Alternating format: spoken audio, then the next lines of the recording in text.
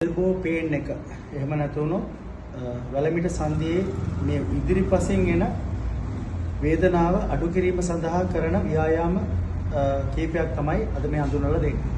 පළවෙනි ව්‍යායාමය අත් දෙක මෙහෙම ඉස්සරහට ගන්නවා. ඉස්සරහට අරගෙන මේ ආකාරයට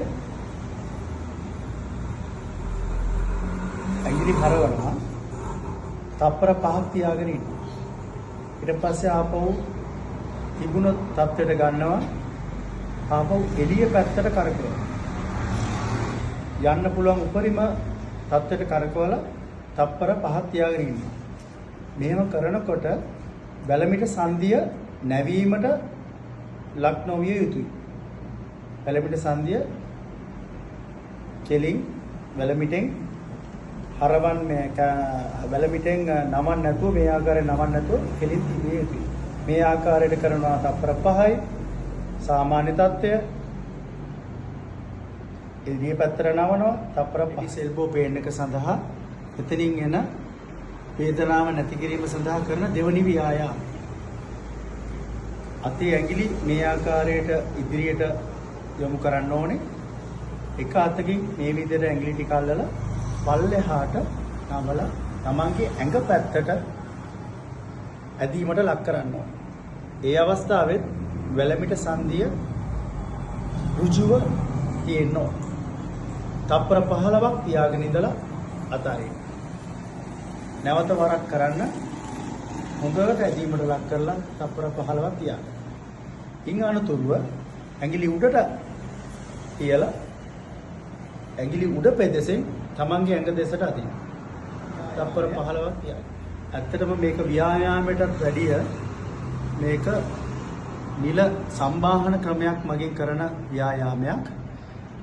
අතේ මේ ආකාරයට අත හැරවීමට ලක් කරලා මෙන්න මෙම ස්ථානය වේදනාවට ලක් වෙන මෙම ස්ථානය අනිත් අතේ මාපට ඇඟිල්ලෙන් තද කරන්න. තද කරන ගමන් මේ ආකාරයට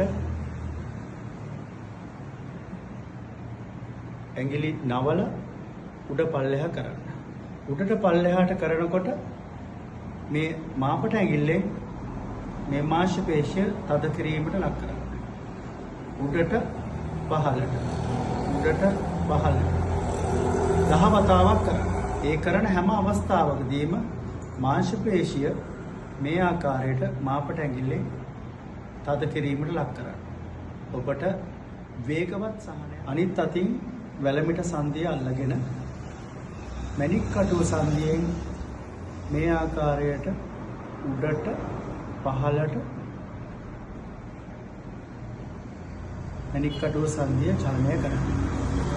මෙම ව්‍යායාමය කරන අතරතුරදී අතට සැහැල්ලු බරක් යොදාගෙන කරනවා නම් මේ ක්‍රියාකාරීත්වය උපරිම ප්‍රතිඵල ලබා ගන්න පුළුවන්. මේ ආකාරයට ඉහළට පහළට චලනය කරනවා. 15 වතාවක් විතර උඩට පල්ලෙහාට 15 වතාවක් විතර කරන්න. ඔබට මෙතනින් එන වේදනාව ටෙනිස් එල්බෝ කියලා මේ මසල් එකේ මෙන්න මේ මෙතනට එන වේදනාව ඉක්මනින් නැති කරගන්න පුළුවන්. මේ ව්‍යායාම ටික කරන්න උදේ හවස දිනපතා උදේ හවස කරනකොට වැලමිට සංදියේ මේ ඉදිරිපස ටෙනිස් එල්බෝ කියන මෙන්න මේ ස්ථානයේ ඇති වේදනාව ඉක්මනට ඒ වේදනාව තුරන් කර ගැනීමට හැකියාව